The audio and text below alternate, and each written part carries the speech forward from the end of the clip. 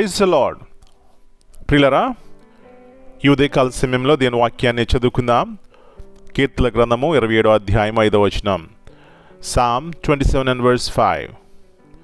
ఆపత్కాలమున ఆయన తన పర్ణశాలలో నన్ను దాచును. For in the time of trouble you shall hide me in his pavilion. ప్రియులారా, యేసు ప్రభువు యొక్క ఘనమైన నామములో మీ అందరికీ శుభములు తెలియజేస్తున్నాను. దేవుని యొక్క వాగ్దానాన్ని జ్ఞాపకం చేసుకుందాం. ఆపత్కాలమున ఆయన తన పర్ణశాలలో నన్ను దాచును.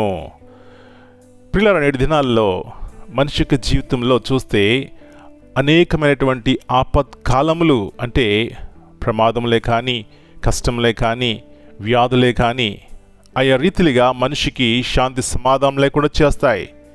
ఇలాంటి సమయంలో మనకి మన జీవితాలకి ఆదరణ, ఆశ్రయం ఇచ్చేది దేవుని యొక్క మాట.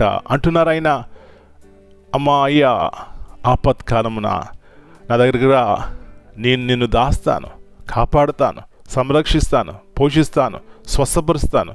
కాబట్టి ఇలాంటి గొప్ప దేవుణ్ణి విశ్వసించి ఆశ్రయముగా నువ్వు చేసుకున్నట్లయితే ప్రతి ఆపత్కాలం నుంచి ఆయన నిన్ను దాస్తాడు, కాపాడుతాడు.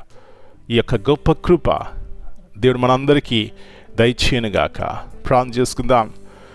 కృపగల దేవా, ప్రేమల తండ్రి, ఈ యొక్క నూతన ఉదయకాల సమయాన్ని బట్టి మీకు వందనాలు చెల్లిస్తున్నాం.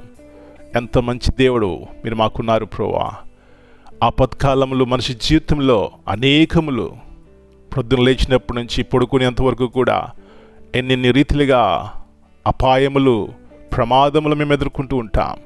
అవి మా జీవితాలని నెమ్మది లేకుండా చేస్తాయి. కానీ మీ వైపు చూస్తే ఎంత గొప్ప నిరీక్షణ గల కారణము. మీరు అంటున్నారు, ఆపత్కాలంన నా వైపు చూడు, నీకున్నటువంటి కష్టంలో, నష్టంలో నా వైపు చూడు, నిన్ను దాస్తాను, కాపాడుతాను అంటున్నారు. ప్రభువా, మీ వైపు చూసి గొప్ప మేలు, ఆశీర్వాదము, నెమ్మది పొందుకోవడానికి సహాయం ఇచ్చేయండి.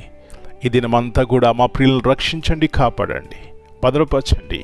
ఎలాంటి ప్రమాదాల్లో ఉన్నా, ఎలాంటి దుఃఖంలో ఉన్నా ప్రభువా, నిరాశ నిస్పృహలున్నా మీరు దాచే దేవుడు, మాకు నిరీక్షణ, సంతోషాన్ని, సమాధానాన్ని ఇచ్చే దేవుడు. కాబట్టి గొప్ప మేలు, ఆశీర్వాదం మీ వైపు చూసి పొందుకోవడానికి సహాయం ఇచ్చేయమని యేసయ్య అతి పరిశుద్ధమైన నామమును బట్టి ప్రార్థన చేస్తున్నాను తండ్రి.